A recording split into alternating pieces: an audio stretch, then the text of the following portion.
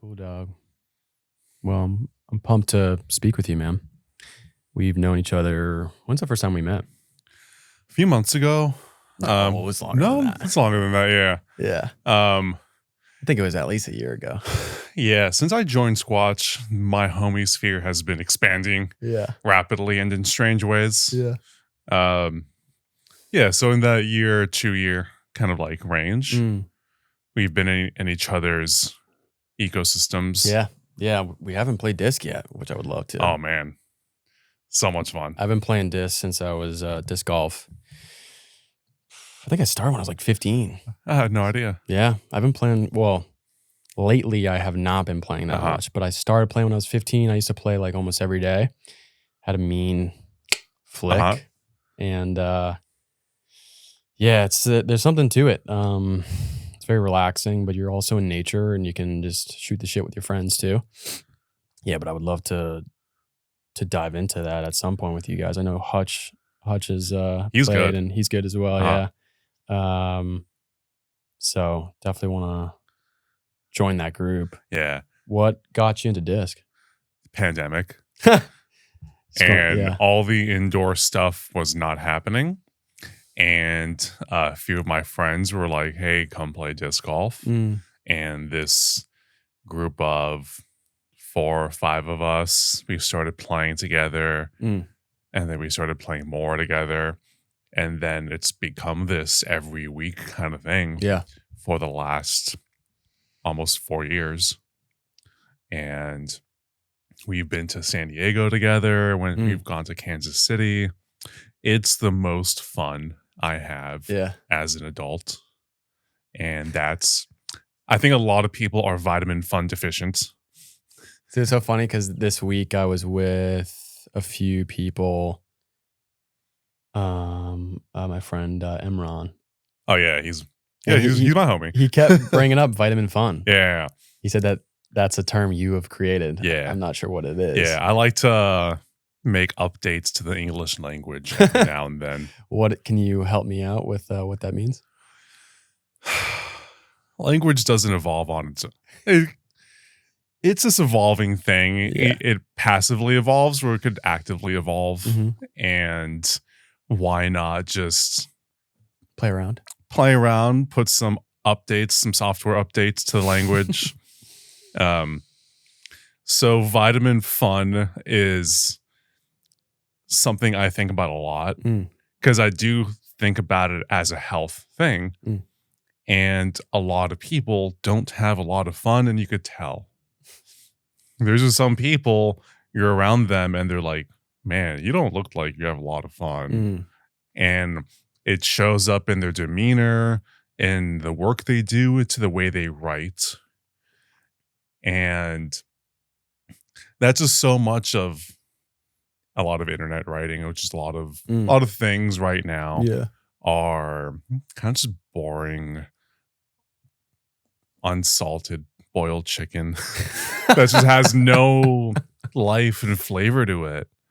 And fun is it doesn't need justification, but there's just a lot of practical upsides to having fun. And you can find yourself, at least I have found myself working hard for a specific goal or a mission in life as an adult and trying to balance different aspects of, I want to do different things, and sometimes you can take yourself a little bit too seriously. Yeah. So it's really good to just fucking take a step back and just be like, and to think about it as like as vitamin. Like, if sometimes you're vitamin D deficient and you don't recognize it when you're deficient.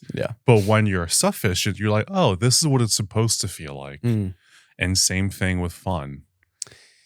Yeah. So aside from disc golf, how else do you, I know you're a chef. Yeah. You're a big, I don't know if you're specifically or strictly a carnivore, but you're very much into steak.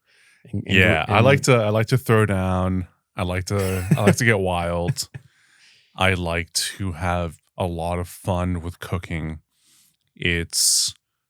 Cooking was the first way I learned to communicate affection. Because I was a very quiet, reserved kid. and communicating was very difficult for me. And cooking became this thing in my life where I could communicate affection. I could explore things. I can let my curiosity be a guide. And I've been cooking a lot since I was about 20. And the dinner parties that you're referencing, specifically my steak nights, it's makes sense for so many layers. One, it's a lot easier to bring all of my friends to me rather than to bring all of my friends to a restaurant. Because a restaurant is someone else's container of an experience. And a dinner party, it's this exercise in what I call experiential sovereignty, where I'm not renting someone else's container for an experience. Rather, I'm creating my own. And with my dinner parties, you kind of show up on time or late, and you could look at all the alcohol bottles in the house and be like, I want to taste some of that. You can't do that in like a restaurant. I can control the music. I can control who's there. In a restaurant, you can't just, unless you like rent out the whole thing. Yeah, you're not just going to like kick everyone out. So it's just you and the homies. Whereas it's my house, I have so much control over creating the container of the experience. And it's way cheaper. Yeah. If people give me like 20, 25 bucks, I can get some fantastic quality steak, good wine, make some other like side dishes, and give people a better culinary experience in my house than having to spend 100, 150 bucks at some restaurant that doesn't care about you. And there's just something magical about hosting someone. It's this exchange of affection and warmth and love that you do not get in a bar or a restaurant. And then my friends get to meet each other and they get to build more connections. And it's just fun. Yeah. It just goes back to fun. Yeah, there's something to cooking for people that is primal and like helping or not helping, serving your friends and being a host, and that does feel gratifying. I don't typically cook for friends or hosts, but I honestly have been thinking about doing that in the future. I have a small apartment, so it's probably not ideal, but we could maybe grill outside or whatever. And I was speaking to my last guest, Zach Solomon, and he was talking about he essentially does like big events, holds big events. And originally he was doing it in San Francisco, and I think he still is, but he's now in Austin. But he has found this art of hosting, and there is something to collaborating and orchestrating different spaces for people to socialize and get to know each other, and with really no agenda, but also just providing good food and whatnot. So that's cool. If you're still doing them in the future, I would love to attend. Yeah, I'm always doing them. Yeah, it's so much more exciting than going to a restaurant. Yeah, like if you come to my house, then you get to meet a bunch of my homies. Sure, yeah, a bunch of people you haven't met, but everyone who comes to my house, good people, and they bring good people. But for you, if you do want to like start hosting your own things, start as simple as possible with one person. Sure. Have one person over. Maybe it's just steak. And that's really all it is. Yeah. And then, this works. Let's do 3 people. Let's do 4. Start small. And maybe you don't want more. You don't have to scale. And maybe 4 is just your perfect number. And it's still a little container that you get control over. So I think if you build that into your skills and capacities, it's going to serve you really well. Yeah. So aside from cooking, going back to Vitamin Fun, what else do you... So first, actually, instead of asking what other activities, how do you... develop this self-awareness to recognize when maybe you're taking yourself too seriously? Just probably, I don't know if you meditate or if you do anything else to just check in and be like, yeah, you know what? I've been too serious lately. I've always been conscious of being too serious. I've never been hyper serious before. Mm-hmm. I've never skewed too far on that spectrum. Yeah. Even in my dark times, when I'm going through like a lot of emotionally frothy times, I'm still playing disc golf. I'm still hanging out with my friends. Yeah. I'm still sending my friends silly gifs and memes. Mm-hmm. That's always been consistent. So because I know where over seriousness goes to, and I'm just not interested in being there. Yeah, absolutely. So the Austin Renaissance, what is this? It's this idea I'm playing around with. I'm still fleshing out, but there's something special happening right now in this city. Mm-hmm. Even right now, like right outside over at Squatch, you could feel the energy that's happening here. Yeah. In terms of the entrepreneurs, the writers, the creators, the people exploring spiritual paths, all coming together with this sense of optimism and excitement. And it's this perfect storm in the way the Renaissance was, like the Northern Italian Renaissance was this perfect storm of the right people, the right artists, and the right patrons, and kicking off this cultural revolution that has dramatically impacted the modern world. And you compare Austin right now to a lot of other cities, a lot of places feel stale and no one is really doing anything to like go forward. And there's a lot of just maintaining the status quo.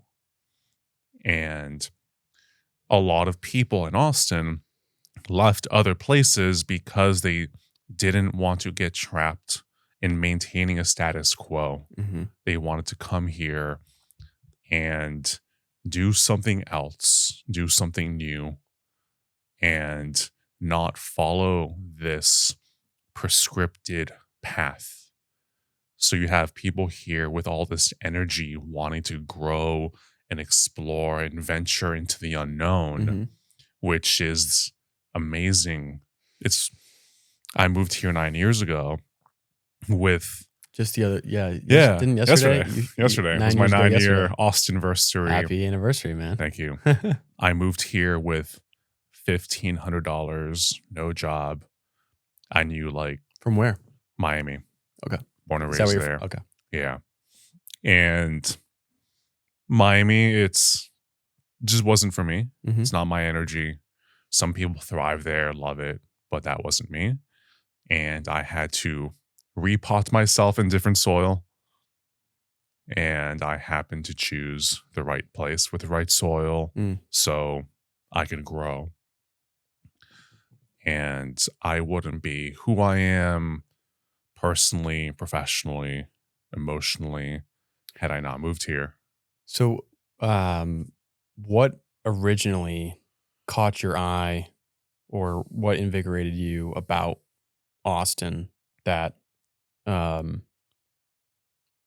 compelled you to move here 9 years ago? Because it's changed a lot. Yeah. I mean, I've been here for 2.5 years. And when I first moved here, people were saying how much it's changed. And since I've been here, you look at the skyscraper and all the skyscrapers, all the different buildings downtown and seeing all the construction. And I'm going down different roads and just seeing buildings being built so quickly. And a lot of people are moving from California, New York, or different states in which they no longer feel like they're thriving there. So what about Austin compelled you to move here? Because that's a big move. There were a lot of, like a handful, like a scene of authors and entrepreneurs and just people doing interesting things in a way that was distinct from New York, that's heavily dominated for like finance and all these specific industries where there's a specific energy that the city has. Yeah. And same thing with LA or Chicago, are these places that you're not really going to go and change those places. And Austin just seemed like the city that you could go there and put your mark on the city. And it was cheaper than everything else. Mm-hmm. And everyone that I talked to, they're like, yeah, you would like Austin. You should go check it out. So I'm like, let's send it. Let's go. And I call up my best friend from college. And I'm like, yo, Max, let's go to Austin. He's like, when? And then we moved here a few months later. And that was 9 years ago. Yeah, it's funny. When I was debating on moving here, I was also considering Miami. Mm-hmm. It was those two. My family sided on Austin. They thought that the demographic and just the lifestyle here would be more attuned to who I am. So, and I felt like Austin was definitely it. But, yeah, man, it's Austin has been an interesting journey for me. I really enjoy the various pockets of communities. So I also work in the Bitcoin space, and I've noted it on the podcast plenty of times. But this freedom-loving, innovating tech space with Bitcoin is really exciting. It also invigorates me to sculpt my character with virtue and with just trying to be a better form of myself. And on the other side of the Bitcoin development and community space, there's Squatch, and there's the High Rocks community that's like a hybrid sporting event. And just did that with a group of people, and man, I feel great. It's not even just physically feeling great, but also you've got this community of people that you can just tap right into whenever you'd like. And yeah, I've been really enjoying those segments of Austin, trying to balance and be in different parts and just get a different perspective. But yeah, man, I really enjoy it, and I wonder how it's going to evolve in the future. Well, I don't think it's how it's going to evolve. It's how are you going to evolve? Yeah. How are you going to change how you engage with people, how you build your ecosystem of people. That's why when people complain about Austin changing, they look at Rainy Street and all these different things, all these new buildings coming up. I'm like, I don't care. That doesn't affect me. Actually, it does in a good way, because my business is helping people move into those buildings. Yeah. So I make money when those buildings get built, but I don't spend time on Rainy. Rainy is dead to me at this point. I don't really go either. No, there's no point for me to be there. Everything that I have and need in this city is in this neighborhood. Almost all the people I want to spend time with live in this neighborhood. All the stuff I want to do is in this neighborhood. My gym is in this neighborhood. And the only thing that's evolving is the group of people that I'm surrounding myself with. And they are also evolving next to me. And we are all evolving together in fun, exciting ways. And it's so invigorating. It feels like the way it's supposed to feel when you're surrounded by people that know you and love you for who you are, and they're growing with you, and they're helping you with your journey, and you're helping them with their journey. To me, that's what it's supposed to feel like. Yeah. Yeah, and to jump to another subject that I've got here noted, specifically with Squatch, there are fitness um, enthusiasts that utilize social media to leverage maybe their own goals or philosophies or missions. And though they are using reels and short form content and pictures on whether it be Instagram and other aspects of the internet, it doesn't, at least in this space, it doesn't feel like it's a influencer vibe. And I saw that you noted within your personal life, you've done an influencer detox, which to me, I think before we dive into the subject of influencer detox, I'd like to maybe provide or have you provide a definition of what you mean by influencer, because it can be interpreted in many different ways. Yeah. And I think I already know what definition you've got, because with social media, there's a lot of different influencers, and we all want to influence the world within our own organic and in our own way that feels true to our spirit. Yeah. But at the same time, that can be difficult in a world full of distractions and noise. So sometimes it comes from the ego. And it's a very heady mission. Yeah. And it's not really to help others. And I find that I'm constantly looking at myself, evaluating myself to make sure that it's not coming from a superficial place. So if you'd like, maybe provide a little definition of influencer and how you've detoxed from influencers. Yeah. So I think there's two main buckets. There's the you should do this influencer.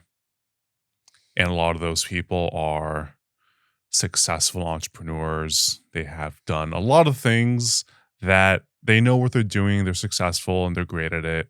And a lot of their stuff has been very useful to me. A lot of other entrepreneurs and authors, their kind of prescriptive advice has been useful to me. But I hit a point 4 years ago, around when I started writing my book, that I noticed myself picking up these books, these self-help books, all these entrepreneurs and all these successful, high-status people kind of, you should do this, you should do that. And I was just sick of it. I just overdosed. Yeah. Just to interject real quick, I feel the same way. I had Seth Rogers on, which is the episode's releasing soon, and we spoke to this, and the abundance of information can be just paralyzing and destabilizing and just circulates within your mental sphere. And you get to a point where you're just constantly injecting knowledge and information into your mind, but you're not executing, and it just becomes oversaturation. Yeah. And I watched a video today. This guy that I like, his name is James Smith, I believe, from the UK. I think he's in the UK. And he was speaking to how podcasts still are evolving with, The Diary of the CEO? No. It's a pretty big podcast. This guy also is from the UK, I think. And he has a lot of well-known people on. He's got like 5 million subscribers on YouTube. He's a pretty big guy. And he's skilled. He's a great speaker. But all of the thumbnails, and he's not the only one. There's many different podcasts that create these thumbnails, and they'll test them too to get the most clicks.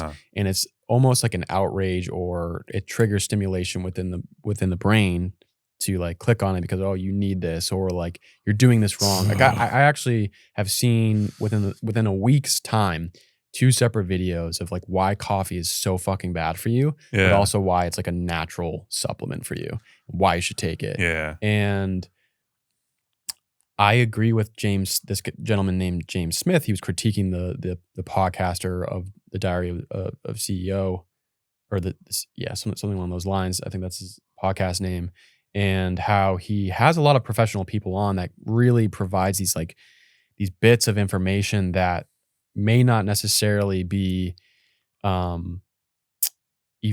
portrayed with accuracy in comparison to like an actual long scientific study and research paper.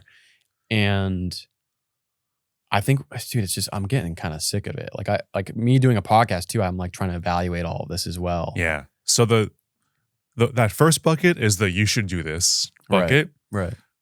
The other bucket that I think is the only useful one is here's what I did. Mm-hmm. Here's my journey. This is my experience. Right. I'm not going to tell you what to do.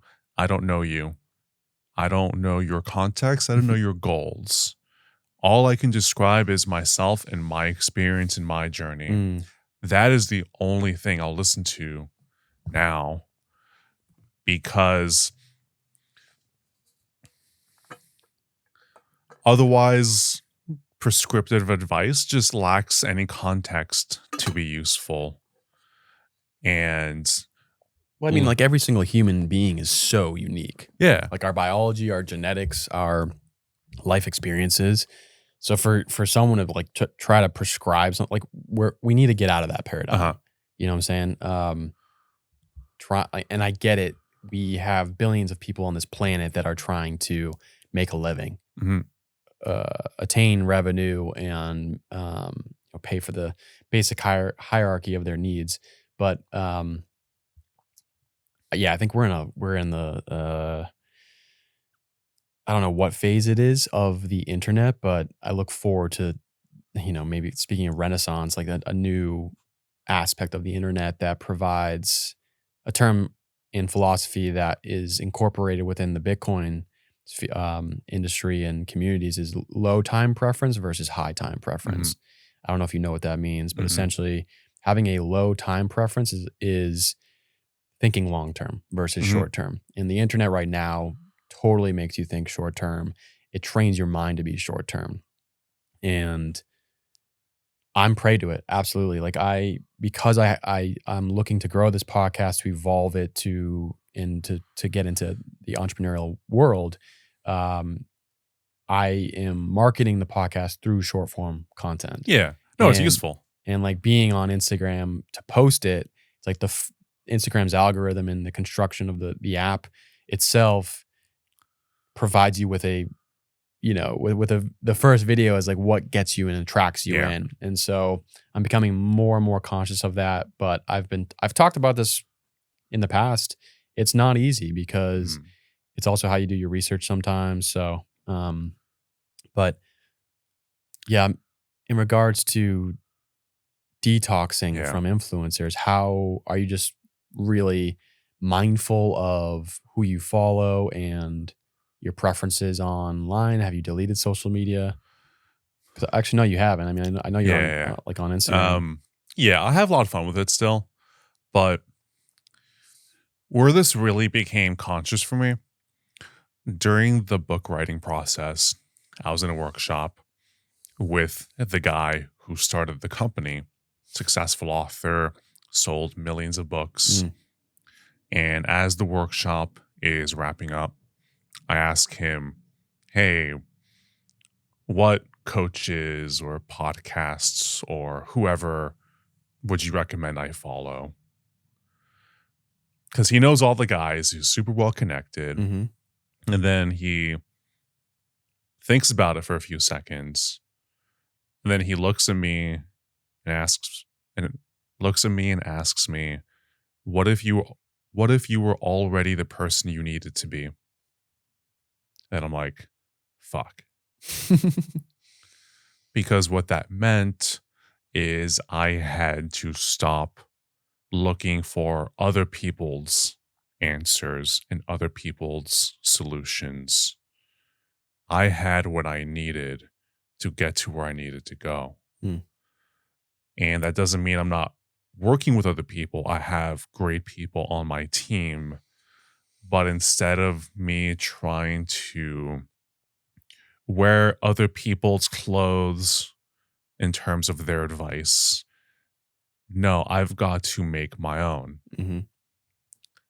And that's when I began seriously looking at myself and trusting that I had what I needed to get to where I needed to go.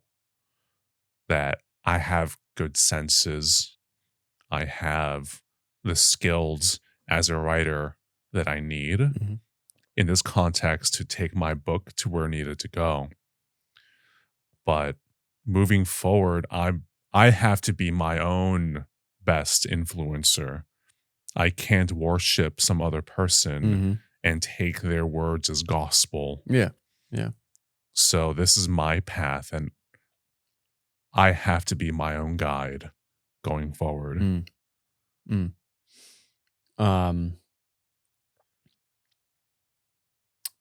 Yeah, and as you navigate the path of being your own guide and tuning into what best fits your needs versus taking other people's prescriptions or whatever it may be, it's still at the same time great to challenge your perspectives, biases. So do you have a methodology or practice of doing that, of like challenging, still being attuned to yourself and how you operate within life that flows well with who you are, but also then challenging maybe preconceptions or Yeah, 2 ways. One is delaying certainty. I think certainty can be very easy to just jump to. You hear a thing, and now the thing is jammed in your head. It's certain. Yeah. Coffee's bad for you. Never drink coffee again. Yeah. And these ideas just get lodged in your head. And a lot of us have all these ideas in our heads and thought patterns that we installed a long time ago that aren't true. And the solution, I think, at least for me, is to delay certainty. So I'll hear something, I'm like, that sounds true. And I'm probably going to go with it, but I'm not going to assume it's 100% true. I always allow for counter evidence. Like the best way to understand something is to be able to steelman the other side. What's the best? Say you believe in this thing. What is the best possible argument about you being wrong? Right. And being able to stress test my own ideas, my own thoughts. Like, yeah, I think this, I believe this, but what would make it false is a very useful way to not get burdened by nonsense and other people's ideas and always have that filtering process. Then, so that's more like the logical, rational way of connecting to all this. Yeah. Then energetically, it's slowing down and paying attention to my senses. What are my senses telling me? And this is more than ever more useful for curating the people in my life. I spent a lot of time growing up trying to be liked by people that I was energetically mismatched with. And always a complete waste of time. Yeah. And then wondering what's wrong with me. Me and this person, we're not getting along, or they're not accepting me, or blah, blah, blah, whatever. Yeah. Why am I even bothering? When I have other relationships, there's people that I meet, and within like a minute or a few minutes of talking to them, I'm like, oh, you're a homie. And where there's no energetic friction between me and that person. And all of my friends in my life are people where it's frictionless energy, where I could be myself at 12 and they're like, yeah, I like that. Because our energy is, I feel good around them and they feel good around me. And it's not this logical thing. Mm. It's an energy thing. Yeah. And because I allow myself to listen to those senses, the same thing with my career path, quitting a job, I couldn't logically defend because it was a terrible logical idea because I had no backup plan. But energetically, I'm like, I've got to get out of here. Yeah. I cannot do this. Yeah. On the topic of not conforming to ideas or forcing relationships and friendships for maybe status or some type of leveling up. I liked your Substack that speaks to burning your college diplomas. You actually burnt them in a fire? Yeah. Can you speak to that? Yeah. 2 years after college, so I went to Penn State. I got degrees in finance and economics. Okay. Because those were the fancy, prestigious degrees to get Mm-hmm. to set you up for the fancy, prestigious career and the fancy, prestigious companies and titles and all that stuff. 2 years after graduating, I got rejected from every single interview I ever did, which is, I think, 50 in-person interviews. Wow. Yeah. Or like phone and in-person interviews. And it was this experience of, logically, I think I'm supposed to be going down this path because this is the right path. This is the path to success. Inside, it's a total rebellion. Yeah. Where this energy inside of me is like, no, dude, this is not it. This is not it. And once I accepted that was not it, I had to begin building a new path. And practically burning a degree is like a diploma is worthless. It's a piece of paper. It doesn't do anything. Yeah. But spiritually, it was necessary to allow myself to begin building a new path. And not long after that is when I moved here. And yeah, it's what I needed to do. And I had to ask the question, what would I do if I never went to college? And which is terrifying. Good question to ask, though. And then just to sit with it and maybe ponder on it for a while, not just have, oh yeah, I would do this. Yeah. No, it got harder after that because I got a job here in Austin. And a few months after that, I'm like, this is not it.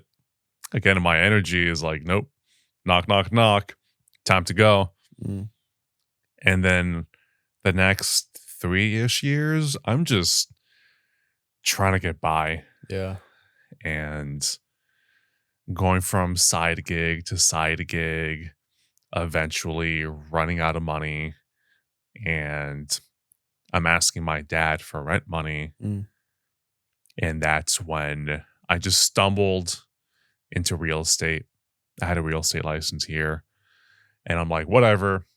I need to do something to make money. I don't care. I just need to pay rent. And I stumbled into real estate 6 years ago. And that turned out to be professionally the best thing for me. Because I turned that into a business that I'm still running. And that's when I became an entrepreneur. That's when I was like, this is awesome. Yeah. Because I'm controlling my time. I'm doing what I want my way. And it's working. And I'm like, this is fantastic. I could travel when I want. I get to book family trips when I want. I get to do what I want when I want. I need to keep doing this. I need to keep this conspiracy of freedom alive. Yeah. So to get into the book, what is the title of the book? that you're so well Mhm. to reflect and or actually to connect towards your entrepreneur journey. You created this book, and I believe it's the theme is on risk when you immerse into this path. Mhm. What is the name of survival? Yeah, Survival First, the Rebel Entrepreneur's Guide to Risk, Riches, and Immortality. um, so you've been an entrepreneur for how 6 long? years. 6 years. Yeah. And what is the why behind creating this book? Survival is the key to sovereignty. Owning my business Mm-hmm. means I get to own my time and I get to own how I make money. I don't have to rely on someone else to make money. Mm. I don't have to live by someone else's norms. I don't have to fit into some company culture. I can do what I want, how I want to, Mm. my way. And it's been amazing because I have all this freedom and sovereignty, and survival is how I keep it. And it's called Survival First because nothing else matters in business if you don't survive. Mm. So that's how I came to obsess over the idea of risk, because risk is whatever makes your business not survive. Mm-hmm. So, what would threaten my survival as an entrepreneur? Therefore, what would threaten my sovereignty? And that became the thread that I've been pulling on for 4 years, Mm-hmm. and I've turned into this book Mm-hmm. that,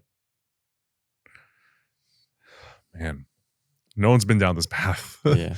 of, I think, looking at risk and uncertainty and opportunity for the perspective of a small entrepreneur like us. Mm. Okay. And so what is survival bias, and how are you able to, I mean, we kind of already talked about checking your preconceptions. Yeah. So yeah, let's just start off with what is survival bias. So that podcast you mentioned, Diary of a CEO, Yeah. who are those people? Are those successful CEOs? Who does Tim Ferriss interview? Successful people, Mm-hmm. the top performers. Right. All of the podcasts are successful people interviewing successful people. That's 99% of the content that's out there Mm-hmm. is successful people talking about other successful people. And the reality is most of us don't make it. I don't know what the failure rate is, but it's massive. Mm-hmm. Most of us do not make it, and those stories go untold. You know who doesn't do a podcast tour? Someone who just crashed their company. Like, I was working with this company, Scribe, Okay. and they collapsed Yeah. in the middle of me doing, like, in the beginning of my manuscript editing stage. This company just collapsed, and the CEO ghosted, Mm. gone, never, just into the ether. Yeah. And we don't know that story. There's a story. I don't know it. I don't know the details, but who's not going on a podcast tour? That guy. And luckily the company like reformed, and they're under new leadership, new ownership, and all that stuff. So something that should have survived did survive, just in a different way. But all those lessons learned from that collapse are not going to get told. is also a lot of these stories are locked behind like NDA agreements because they're embarrassing, they're humiliating, sometimes illegal. There's a lot of darkness that people don't talk about. Yeah. And it actually goes into psychedelics. When do trips get bad? When it forces you to confront the darkness and you don't want to confront the darkness and it keeps banging on you. Knock, knock, knock. We're here. It's time to confront the darkness. And this book is that knock, knock, knock. Let's talk about darkness, about risk, because no one else is having these discussions. So we're going to have these discussions, because if you don't confront darkness, darkness confronts you. How so? If you're not willing to look at your business model, be like, oh, this business model is broken. Or if you're not going to confront the environment around you, the economic situation, if you're not willing to consider the people that you've hired and the darkness they may bring, if you're not willing to confront your own competency, if you're not willing to confront the fact that you're draining your business of all of its money to finance your ego, if you're not willing to confront the fact that you're burning out, or even the possibility that you may hate your business, if you're not willing to confront those possibilities, those realities are going to confront you and you won't be prepared for it. So how do we look at not just risk? Because when you invert risk, it's opportunity. They're just inverses of the same thing. So understanding one is understanding the other. And what we're both doing as individuals, creating something so that we can live our lives the way we want, is straddling the reality of risk and opportunity and not trying to go nuts. So this book is how do we tightrope that, both logically and energetically. Okay. Okay. So to harp on what you said about checking yourself to see if you actually hate your business, because you've got a subject, liking versus hating your business. Initially people, when they start off, like even myself doing this podcast, the business model, if I were to look back, to look outward, to have a higher scope, podcasts usually make a shit ton of their revenue from sponsors or affiliates. And then what they can do, because they've created maybe a wide audience and they're getting a lot of revenue, they can create their own product and service or company outside of that generates more revenue.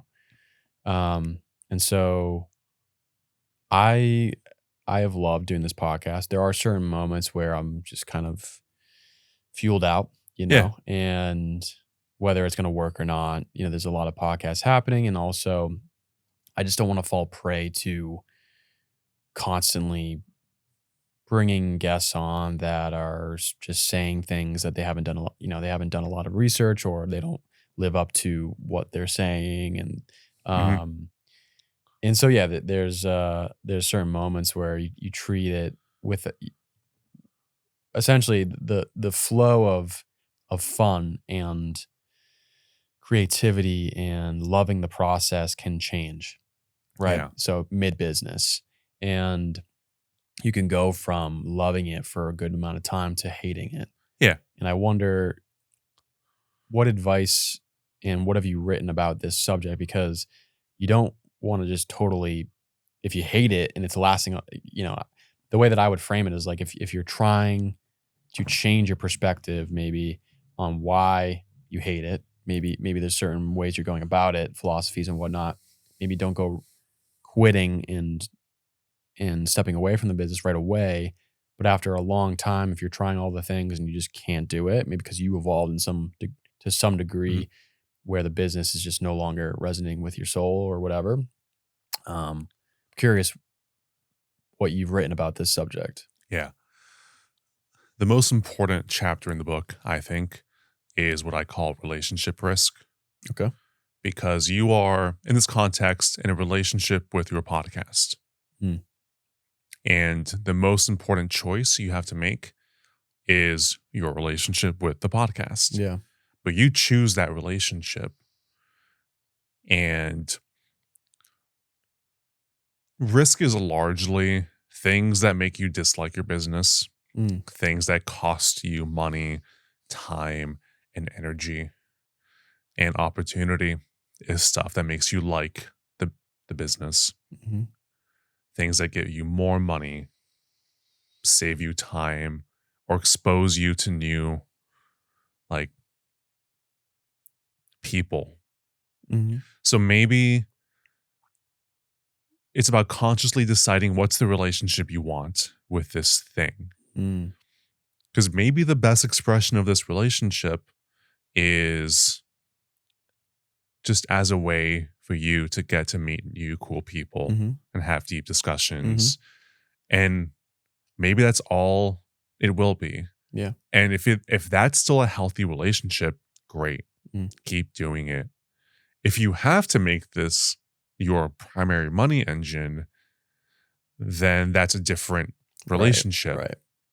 And you may get to a point where this thing does become the main financial engine, and then suddenly finding yourself not liking the thing.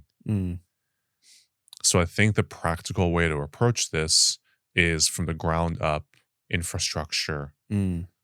What does this have to be for you to like it? Yeah. Like creating a foundation. Yeah. Yeah. And that's just the filter. Yeah. I mean, I've been going back and forth in my own mind.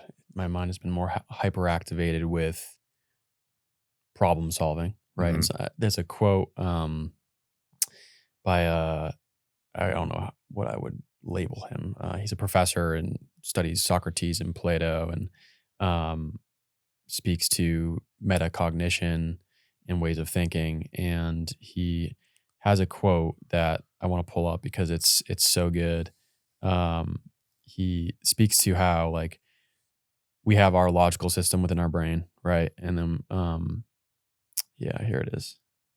So the very processes that make us intelligent problem solvers and make us so adaptive are the very same processes that make us prone to self-destructive behavior. And I feel like I'm in that self-destructive and self-deceptive behavior right now.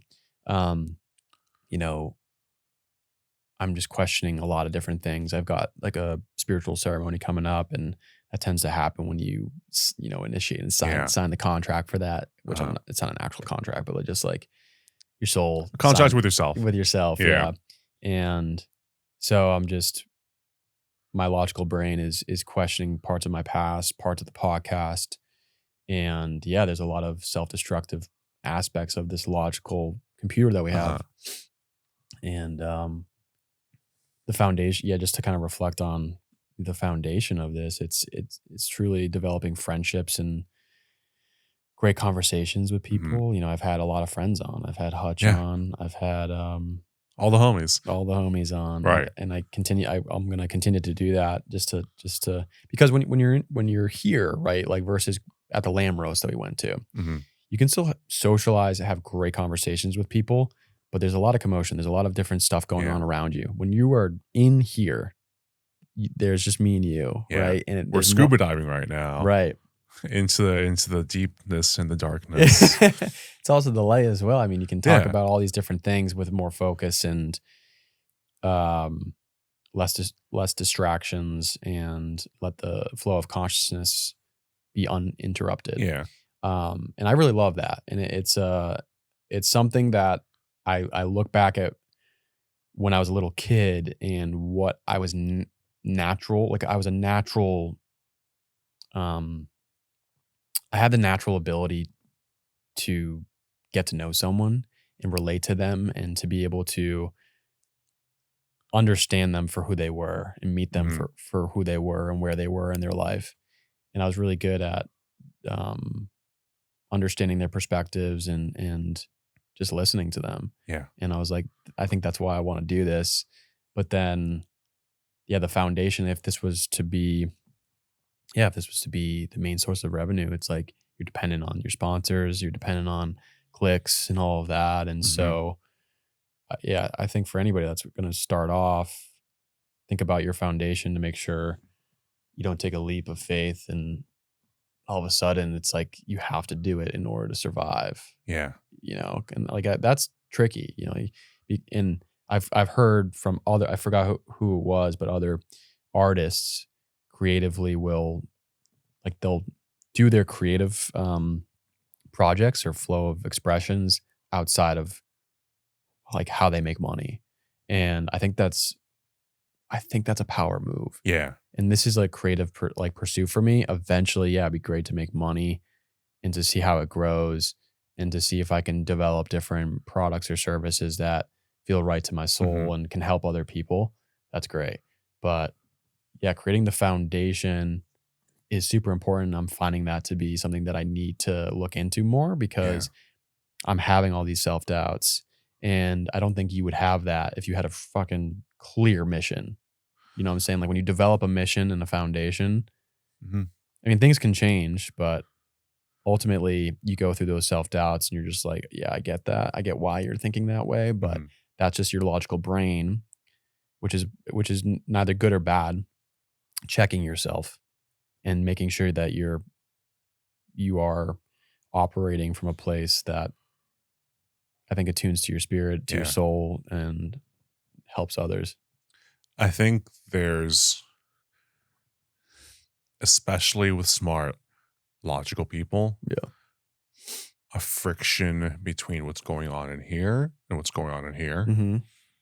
And I think this goes back to the influencer detox thing. When there's so many outside voices, you're getting all these messages from all these high status, successful people telling you should do this, you should do that, but they don't know you. They don't have your senses.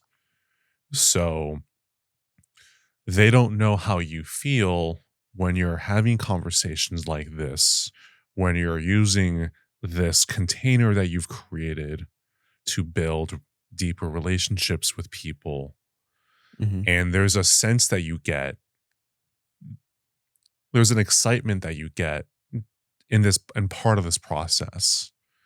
And I think a useful exercise is just barreling down and slowing down into your own self, into your own senses. What are your senses telling you? I like this parts. I like hanging out with the homies. I like meeting new people. I like getting deep with people. Great. How do we do more of that? How do we do more of stuff you like and less stuff of what you don't like? Because the only reason this thing dies is if you let it die. And maybe eventually that might be the right thing to do. Yeah. Because the irony of this book, it's maybe the thing should die. Maybe the business should die.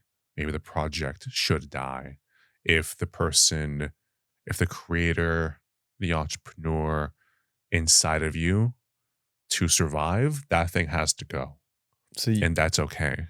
Yeah. And what's funny is that this took you 4 years to write the book on that subject. Yeah. Was there a moment where you almost felt like you had to let the book die? No. I always knew this was the thing. Okay. I have to do this. I can't explain it logically, but this was my senses completely attuned.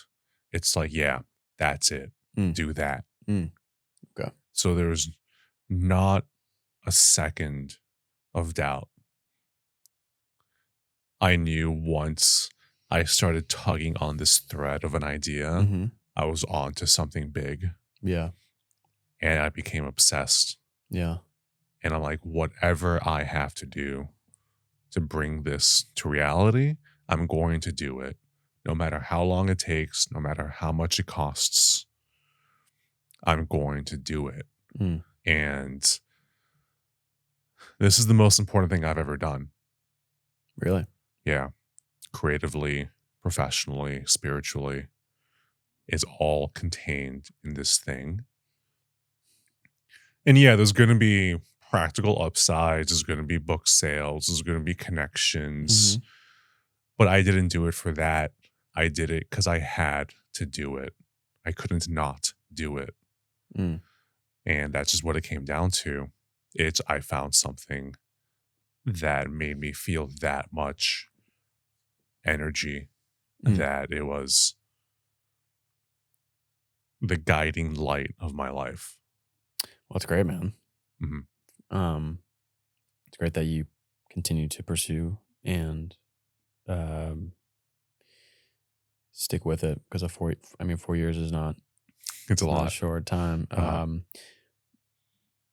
What is can you provide the differences between choosing versus managing risk? The way I describe it in the book is a house. Mm-hmm. Or take this building we're in right now. Sure. Why is this building standing? There's no one outside the building making sure it stands up. Management is this active process. It would be like someone standing outside of this building, just keeping it up, just holding the walls up. Mm-hmm. No, that's ridiculous.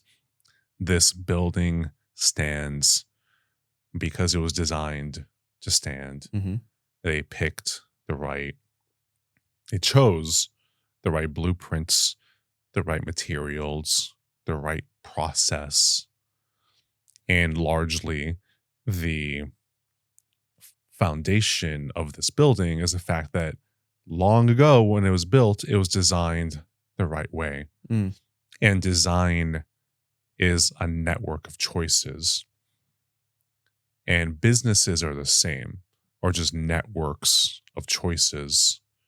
So when you go into business, you choose the industry, you choose the markets, you choose what you sell, you choose who to hire, you choose the business model. You're making all these decisions, and the risks that you deal with are passive consequences of those choices rather than an active consequence of management. Mm-hmm. Yeah. It's like understanding trade-offs. Yeah. There's always going to be trade-offs. Right. You chose to do a podcast, and there's risks and opportunities that are inherent to doing podcasting. Mm-hmm. They're just built into this thing that you're doing, and you chose that. And you're choosing your relationship with a podcast. Mm-hmm. You're not managing it. You're choosing it active. Mm-hmm. And you could passively accept like a situationship, or you can choose consciously the relationship that you want. And I think that's one of the most important exercises to do, is to consciously decide what risks will you accept, what relationship do you want, and it just goes back to what do you want. And a lot of risks that people choose, they don't realize that what seems safe is actually dangerous. Or this opportunity, maybe you're not even fully understanding the opportunity here. So it always goes both ways. Yeah, and that goes back to like the long-term way of thinking. If you believe that you are facing certainty and security by maybe not going to the gym and not taking care of your body, not eating right, watching media and Netflix all the time for hours upon hours after your work shift and all these different things because you feel safe. That certainty and that security ultimately will bring uncertainty because you have dedicated your time and focus towards things that are not building maybe strength or in your character. Mm-hmm. And when the time comes where you need that strength, you do not have it. Yeah. And so I think that, yeah, it's like there's trade-offs to everything. Mm-hmm. And I think that kind of, yeah, a lot of people who don't work out are not thinking of the long-term risk. right. So what seems safe, not working out, not doing all the things, not eating well, they're not connecting to the reality that in maybe just a few years, their body could fall apart on them. Right. And they're going to be in pain. They're not going to be able to have fun. They have not connected to that darkness of what this path that seems safe is taking them. One of the reasons I was having my crisis at like 22, 23 is because I began to understand the darkness of the path that I was on, of winding up in my mid-30s, which I'm at now, in a career that I hated, in a life that I hated, not knowing how to get out. I was connected to that darkness then. And even though it sucks at the time, those are necessary downloads. Same thing in psychedelics. you get the download, and sometimes it sucks. But it lets you know, like, hey, that's down that path. It's good. Let's make you feel that darkness now so you don't go down that path. Yeah. And that's why there's this inverse way of thinking about, say, fitness. There's the benefits of fitness. There's looking good, attracting better partners, feeling better, having more fun. But then there's the cost of not being healthy. All those reasons. So the reason to work out isn't just for one, it's for both combined. And that's a very useful way to make decisions. Yeah, this is somewhat of a tangent, but in regards to you saying psychedelics versus also business trade-offs and risks that you choose, and having an active, conscious way of going about them. One thing that I have been looking into is dreams and how your dreams can show you parts of what maybe you're ignoring. And there's a Carl Jung, famous psychologist. Yeah.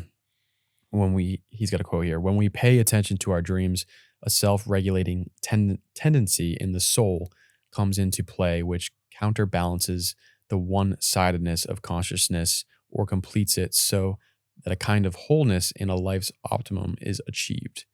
I recently, I've been having some wild dreams, and I decided to because I need to write more, or I would like to write more, but I started to write about these dreams and what they represent. And there was 3 parts of the one session of sleep that I had where they were totally different segments within the dream that absolutely I like.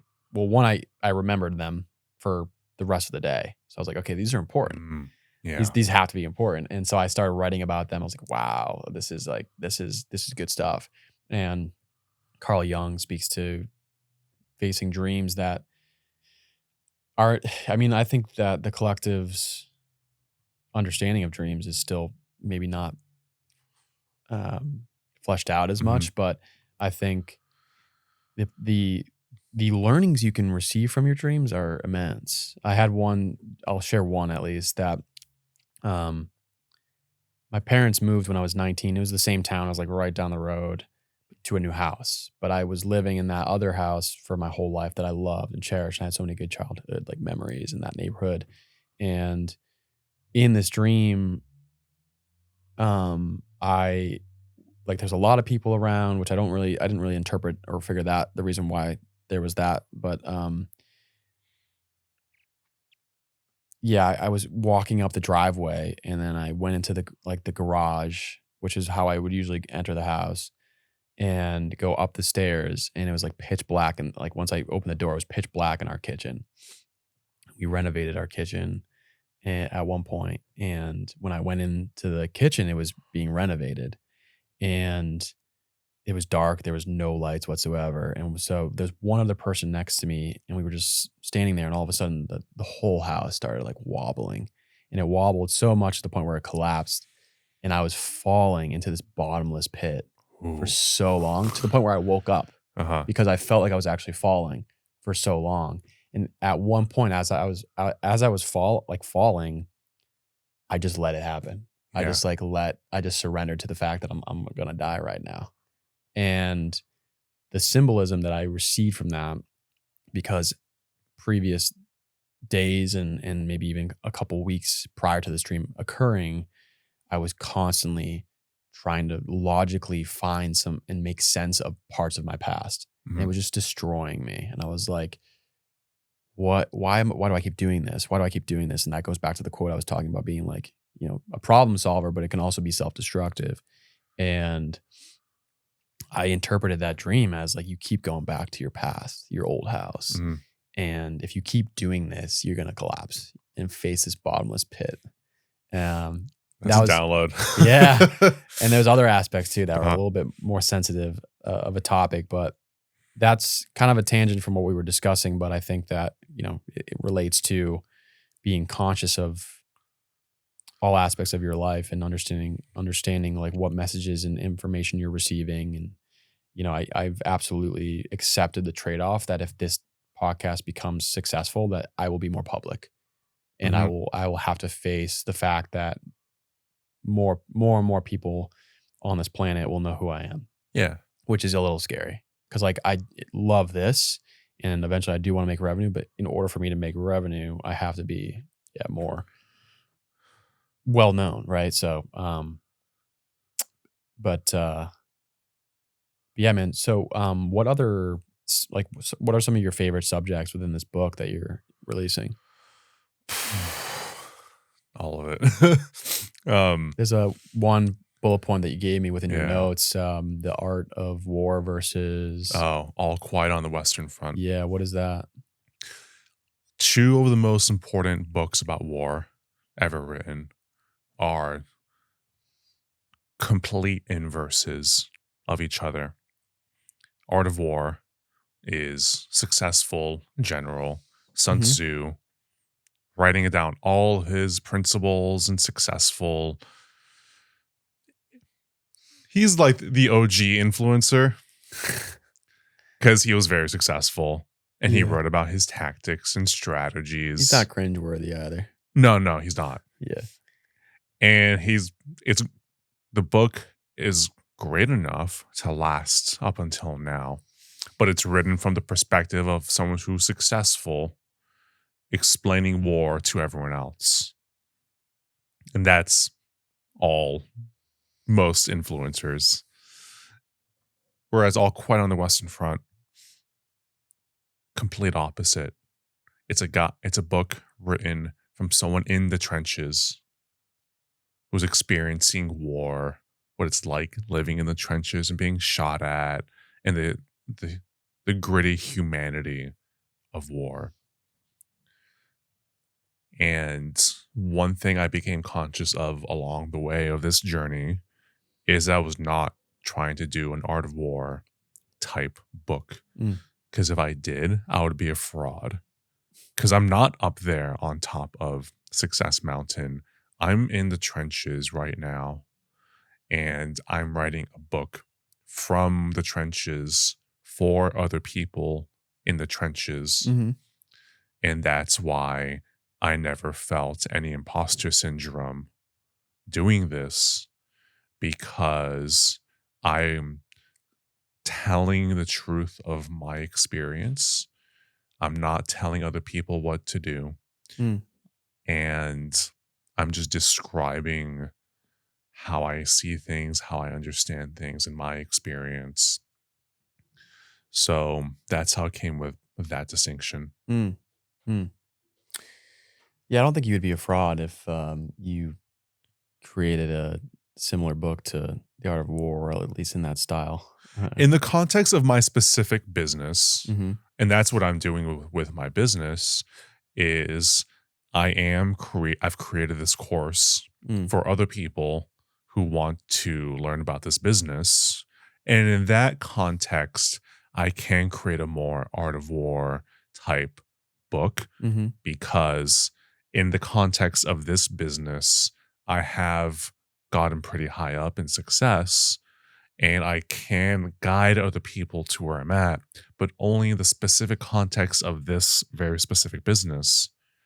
But I'm not going to try to take my experience in this business and prescribe other people's Mm-hmm. formulas to success in their businesses. I can't guide you to success of Podcast Mountain Mm-hmm. because I have no idea what that's like. Mm-hmm. But I can describe methodically a way to understand risk and opportunity and uncertainty that with the right frames and language you could use to apply to your reality and make very different decisions than I would with my business. Mm-hmm. And that's why this is a descriptive book Mm. where here's a framework, here's questions to ask that you could ask about your context so you can make better decisions for Mm-hmm. you and your podcast and business. Mm-hmm. What are some of the risk protocols that you've developed and display in this book? The most elegant one is simplicity. And this is for small businesses, right? In the framework of that. This book is for small businesses. I think it applies generally, Okay. but specifically, I think the most elegant protocol for risk Mm-hmm. is simplicity, because risk is just bullshit that happens in your business. Mm-hmm. And there's Murphy's Law. Whatever can go wrong will go wrong. Well, if you invert that, I don't know if someone else has taken it, but I'm calling it Alexander's Law. What can't go wrong won't go wrong. Mm-hmm. I can't get into a conflict with my business partners because I don't have business partners. I can't get evicted by a landlord because I don't have a landlord. Mm. My business is really simple. It has to work for my clients, for me, and a few freelancers that I hire. So the business model is simple. I'm hyper specific in the services that I don't do. So in real estate, I do one specific service and that's it. And it keeps things simple. So it makes the operations simple. My team is just my business is just doing one thing over and over and over and over again. Mm-hmm. And it's simple. Mm. And that's it. Yeah, but not everybody has that type of business. No, but there's always still the protocol of simplicity. Mm. How do we make this simpler? Yeah. And maybe that's just one of the protocols. Yeah. Diversification is a protocol. In my case, I'm diversified across 3 markets. Mm. So I can do business in Austin, Dallas, and Houston. Redundancy is a protocol. Mm. Having extra money in the bank. And in my case, having, instead of 1 freelancer for a task, I have 4. Mm-hmm. There's layers of redundancy for the operations there. So if one can't work, there's 3 others who could slot right in, no problem. There's uploading your brain to the business, making what I call a business brain. So everything you know about your business, documenting it. So when you're not working, your business is not a shell of itself. It's always on because your brain is plugged in the form of documented processes and knowledge. Mm-hmm. So maybe if, say, one of your freelancers can't work, you could slot someone in who could read all of your documented processes and get up and running fast. Mm. That's another example. Another one I like is the happy hour pivot. Okay. So when people talk about pivoting, they usually think of like Facebook going mobile, Netflix going to streaming, the podcasting company that became Twitter, all those like mega pivots. Mm-hmm. But I call it the happy hour pivot because when a restaurant or a bar offers happy hour, they're pivoting into a different business for like an hour. Yeah. They're selling a different thing at a different price, often for different people, but they're not changing the actual core business. Mm-hmm. They're the same employees, the same kitchen, the same bar, the same everything. Mm-hmm. But that slight little tweak, it's a micro pivot. And I think that's a lot more useful. But that one pivot completely changes the risk profile. Because when you're doing happy hour for like this group of people with less money, it's a different market than the people with more money. So you could change your risk profile by slight tweaks in your business. Yeah, that's an interesting concept. You can definitely, and I do enjoy the simplifying aspects of your business so that you're not overstressing aspects of the business to a degree where you're just adding all these different complexities. Like for the restaurant example, you could think about just all the various different food options. Like it could be just extreme. Like it could be a small restaurant, like physically, but then you have like just a huge menu with tons of variety. Yeah, the Cheesecake Factory. Yeah. And I mean, they're successful because they're a big chain and they have bigger, like it's a bigger restaurant. But if you're a small business, a small restaurant, and you've got just like this wide array of options, on the back of the house for your chef, he's just going to have to order all that food and the cost of, you might have a lot of the food going bad and having to waste it and whatnot. And so just critiquing the menu just a tiny bit could ultimately provide less stress on the back of the house and whatnot. So I like that concept. Yeah. So one specific chapter in the product risk chapter is within operations. I describe the Cheesecake Factory problem. Okay. Is when you have too much volume and variety of problems to solve. And the Cheesecake Factory can offer a billion different things because they're a giant company with magnificent operations. We are not that. We can choose volume or variety, but not both. Yeah. And if we choose both, then we're going to overload our operations and everything's going to collapse. So that's, again, the value of simplicity. Yeah. Yeah. Sorry, we've got guests that are going through and leaving the doors wide open.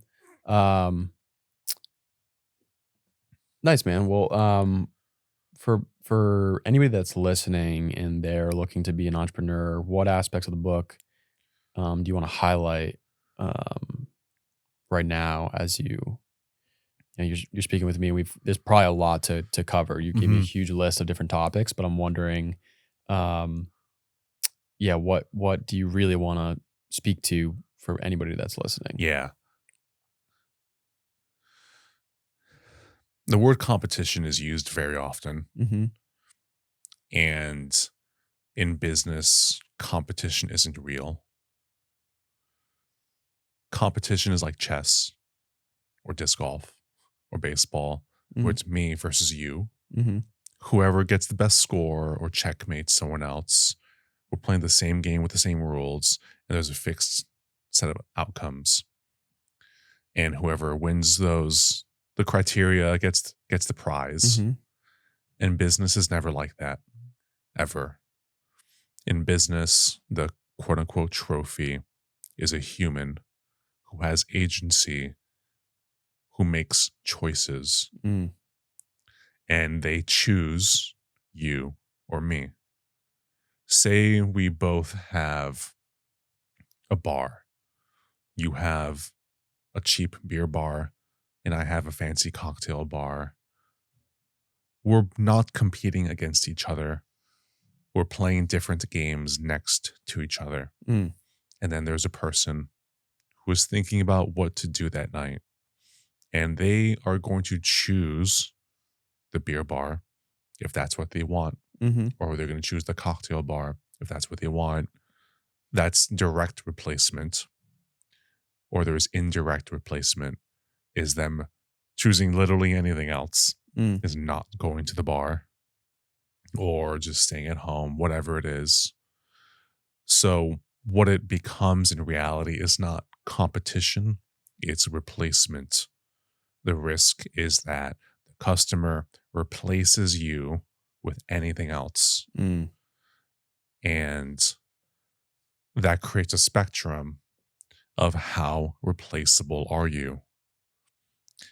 The problem a lot of entrepreneurs get into is the commodity trap, where because they're thinking of competition, they're mimicking everyone around them. They're doing the same thing that everyone else is doing. You see this in podcasts where everyone is trying to interview the top performing blah, blah, blah of whatever. These Tim Ferriss knockoffs. Yeah. They're trying to play that game and they're not going to win because he's winning that game because it's his game. And that's why so many businesses and so many people, so many influencers are doing the same thing the same way. Yeah. And they're not standing out and they die.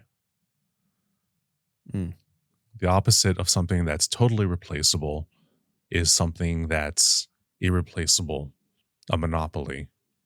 So how do you become a monopoly?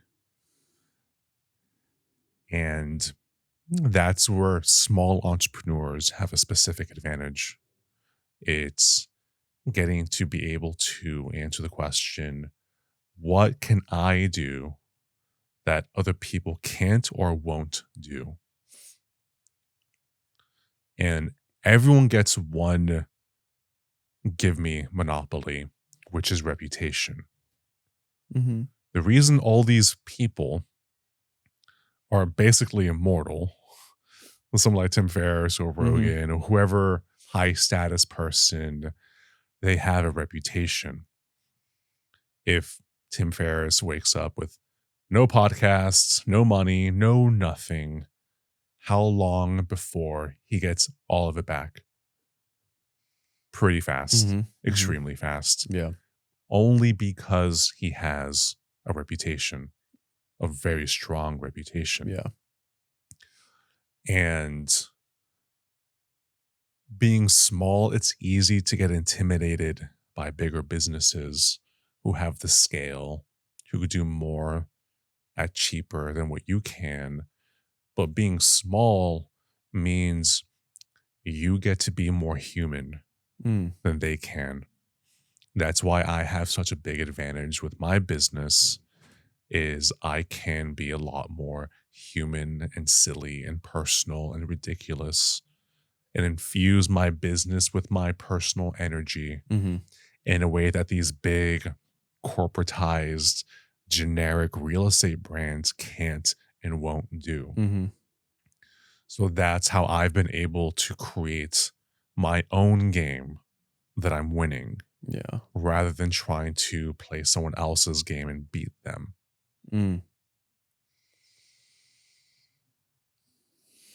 Yeah. I was just thinking about the trap of trying to just commoditizing. And depending on the business that you're aiming at, I do like you are the niche, and you can gravitate towards using the internet to display your problems. Like this is more for like a digital entrepreneur, but I mean, you could maybe apply it to other aspects outside, as a real estate agent. And yeah, just flowing with your own creativity, trying your best to not just copy others. I'm trying to do that with the podcast as well.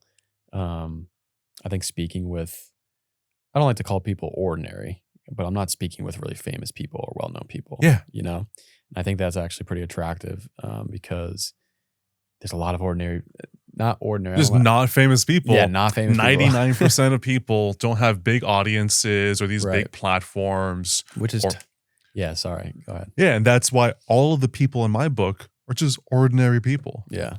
Yeah. There's no famous people in my book. Mm. People with like at most mild amounts of fame. Mm-hmm. But for the most part, the characters in my book are just friends. Mm. They're family. Yeah. And that ordinariness is, I think, so useful because that's most people. Yeah. Whereas everyone else is trying to cherry pick the outliers because that guy has a big following.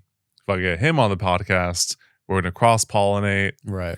And it becomes this weird status game Mm-hmm. that I really don't like. Yeah. I've been very aware of that. Yeah. I've been very aware of that. And yeah, most of my guests, I really use my intuition, and sometimes people will reach out and I'm like, yeah, Mhm. I like what you're putting out there. Yeah. You know, but there are moments where I'm like, I like what he's putting out there, but he also has a big following, and you can't help, like, that does cross your mind. Like, it does cross your mind. And I'm really glad. I'm really happy that I notice that every time. I'm like, Yeah. do not do that. Right. Do not do that. And, but I get it. I get why people do it, you know? Yeah. But what I think is radical about that frame of competition not being real Mm-hmm. is that it's also hyper optimistic in terms of you don't have to try to do what everyone else is doing. Mm-hmm. Because a part of you would have to crush a part of your soul. Yeah. To do that. Mm-hmm. And that's not sustainable. And I think that is the path to death, Mm-hmm. is to try to play someone else's game. And that's where, again, a lot of the going full circle, these external voices of the high status people Mm-hmm. telling you should do this, you should do that. And the thing inside of you being like, I don't want to do that. Right. And I think this frame is about giving yourself permission to do things your way. Mm. Whatever just makes you feel right inside. Yeah. That lights the fire. Because the fire is what keeps everything going. Yeah. Without energy, everything dies. And survival is ultimately about what keeps the fire alive. Mm. And if you do too much shit that douses that flame, then everything goes away. And maybe all this is you getting to hang out with the homies. And maybe there's other upsides that you don't even think of that Mm-hmm. come your way. Mm. But I don't think those are reverse engineered. The bet that I'm making, it's if I put something beautiful out there into the world, then the world is going to give me a reflection of what I put in. Mm. But I'm not going to force it or try to control it. Back to psychedelics, you surrender and just allow the thing to happen. Right. And that was part of my journey with this book. Is I don't have a big platform. I don't have a big audience. And I can't just launch to like 100,000 excited followers and get on the New York Times bestseller, whatever. But what I can do is I can make an amazing book. And I did that. And I have to have faith that putting something beautiful into the world, it's going to give me a lot in return. Mm. I just don't know what those things are going to be. Yeah. So speaking to that, your self-publishing, right? Yeah. How is that process going? Great. Yeah. Expensive. Yeah. But I never for a second thought about not self-publishing. There's like a lot of practical reasons to not like do traditional publishing. I'm curious why. I don't have a big following. Okay. Like traditional publishing really just favors people with like, oh, you could definitely sell 15,000 copies, whatever it is. If you're that, then maybe it's the right move. Mm-hmm. I don't have that. Yeah. But I was not going to try to sell myself to a publisher. Yeah. It was that same feeling of trying to apply for jobs for something I never really wanted. Yeah. And self-publishing is me betting on myself. And it's me capturing all of the upside. Mm-hmm. It's me keeping 100% creative control. And it's me doing things my way. Because nothing is going to beat the satisfaction of winning my way. Mm. That's been my lesson with my business. And I'm following the same thought process on the book. Nice, man. Is it so when is it available for people to purchase? Hopefully early next month, March 2024. Sweet. We're in the final steps of completing the book, the interior layout stage. Mm-hmm. But everything is done. And man, I built an all-star team. Some of the best industry professionals are on my team. So yeah, I'm self-publishing, but it's going to be fully professional. Every layer has been done by a professional. Great. So it's going to, it's going to be really good. That's amazing, man. I'm wishing you great success with this process. I think it's I've never considered writing a book. I've or at least seriously, I've floated the idea before, but it clearly seems like this is something that you want to display to people. I think there are the trend within America specifically is working for the man, working for the 9 to 5. And I really love Naval Ravikant's quote of like, there's 7 billion people on this planet. I hope there's 7 billion businesses on this planet as well. Mm. And that diversity, that output of creativity around the world, I think will bring, more flourishing instead of just working maybe robotic, not necessarily robotic. I mean, it's great. Like there are some companies you can work for that you can bring forth a creative output that feels good to you. But for any entrepreneurs that are looking to, maybe assess the risks and understand what they're getting themselves into, I think this book will be really handy for them. So, yeah, man, I hope I hope it does get to New York bestsellers, but I think it's a noble approach to attempt to self-publish and not really put yourself out there in a way that's like, maybe excessive or superficial or whatever. So, kudos to you on that. And I don't know if you have maybe a concluding message for anybody that's listening, anybody that's curious about becoming an entrepreneur and why they should read the book. Oh man, it's pretty convoluted. Yeah, we're all playing a dangerous game. Yeah, which is betting on ourselves mm-hmm. rather than relying on institutions to give us the lives that we want. Yeah. So for the kind of person whose business is their key to sovereignty, if you want to keep sovereignty, you have to understand what is going to threaten it. And are you going to confront risk? Because if you don't, it's going to confront you. Mm. This is a learn the hard way through your own experience or learn the easy way through the help of other experiences and through other people.